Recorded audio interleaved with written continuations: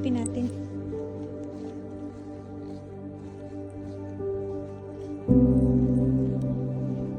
Kinatatakutan ng dalawang tao. Ayaw nilang pumunta dito. Ha? Mamaya.